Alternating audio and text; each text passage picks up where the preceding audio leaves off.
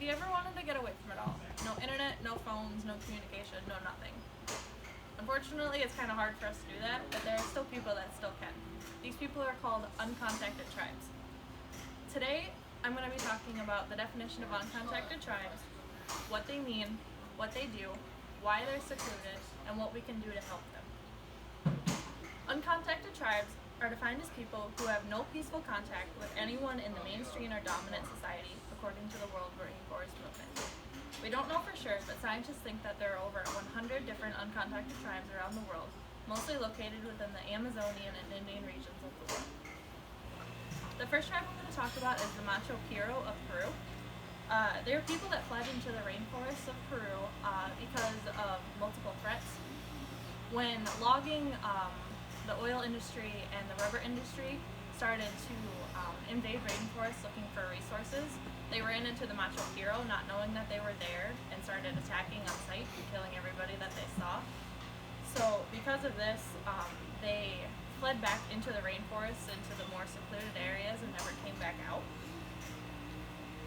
They've been there for thousands of years as well. The second tribe is the Korowai of Papua New Guinea. They're one of the world's largest uncontacted tribes. They were discovered in the 1970s, and there were no records showing discoveries before this, so they're one of the most recently discovered tribes. Scientists believe that because they were so secluded that they thought that they were the only people on the planet. They're known for the fact that they're one of the largest tribes in Papua New Guinea, but they're also extremely cannibalistic. They have a belief that when somebody gets sick, it's actually a witch taking over a man's body. So in order to release the witch, they eat them, and then the witch is freed. But in reality, the rainforest that they live in has a ton of germs, and they have absolutely no immune system. So when they get sick, they think it's a witch, but it's actually just them being sick. They live in tree houses 140 feet off the ground that they build themselves. And actually their feet, if you look at them, have adapted to being able to climb the trees, kind of like monkeys. But they build stilts to climb up to the top of the tree houses so that they don't have to manually climb up there all the time.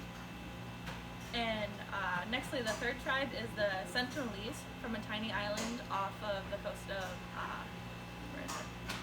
Thailand. There's no evidence of agricultural tendencies. They're mainly hunter-gatherers. You may have heard of the Sentinelese because this is the tribe that recently killed a missionary not that long ago.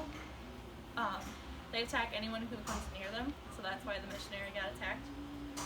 Marco Polo claims that they're some of the most violent and cannibalistic people that he's ever seen in all of his travels. They're believed to have been there for 60,000 years and could be descendants of the very first people. Their dialect and language shows they have very little experience talking to other people. Next, there are many reasons why these tribes are secluded from the rest of the world. The most common theme is that they choose to be. They don't want any other human contact due to poor experiences in the past. But some people are secluded just because of landscape. Say they're on a ocean-walked island, or they have a mountain range surrounding them that they can't pass. There are many different reasons. The Macho Piro is a tribe that chose to be secluded because of the rubber industry kind of killing off everybody that they saw. They saw these people that were killing them as the people not only killing them but hurting their land and hurting their trees, so they decided they wanted nothing to do with the rest of the world. The Korowai live in extremely thick and dense forest, so even though they tried multiple times to explore out and see what's going on, they got lost, or they either got attacked by other tribes, so they just decided to stay where they were. Also, Papua New Guinea is an island, so even if they were to get out, they wouldn't be able to go anywhere without boats, but they wouldn't know what a boat looked like. And the Sentinelese are secluded because they live on a very tiny island. It's literally in the middle of the Indian Ocean. There is no land close to them at all, and again, they don't know what a boat looks like because they haven't had contact with people, and they don't like other people, so they don't really care. Some of these tribes are becoming more welcoming to outside help. We try to offer them medical help, food, shelter, etc., anything that can help them make their survival rate higher. Some take it, and some attack our boats coming in as soon as they see it. It just depends on the tribe. there are a lot of impacts that we have on these tribes, either good or bad.